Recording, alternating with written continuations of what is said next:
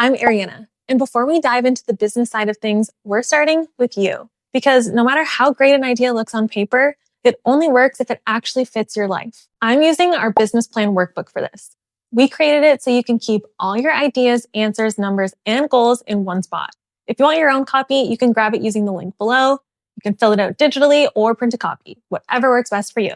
All right, let's start at the top. Start by thinking about the kind of work that actually feels good to do. When have you felt focused, creative, or even excited at work? And when have you felt totally drained? If you've had jobs before, what parts did you love?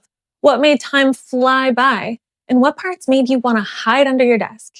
For me, I love problem solving and teaching people. But repetitive tasks, time stops. You won't always get to do only what you love. That's just business. But noticing patterns helps you build a business that gives you energy instead of taking it away. It's not about being picky, it's about being aware. And that awareness helps you shape a business you actually want to keep running. Next, let's talk about what success means to you. Success looks different for everyone. For some, it's replacing full-time income. For others, it's being home when the kids get off the bus or just waking up without a boss to answer to. So ask yourself, a year from now, what would make you feel proud? What would make you look back and think, yeah, this is working? When I first started, I didn't care about big numbers. I just wanted to pay my bills, have freedom, and feel calm doing the work I genuinely liked. That was my version of success. Getting clear on yours keeps you focused, so you're not chasing every opportunity, just the ones that actually matter. Now, let's talk money, realistically. Yes, the goal is to make as much as you can, but right now, we just want to define what worth it looks like.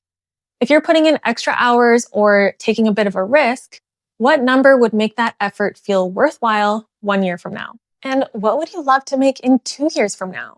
Think in 2 tiers. The amount that makes you feel comfortable and the amount that makes you feel excited. We'll use both of those later when we plug the numbers into your 2-year freedom plan to see what it would take to get there. That's why this range matters. It helps you see not just if your idea can work, but how much it can work for you.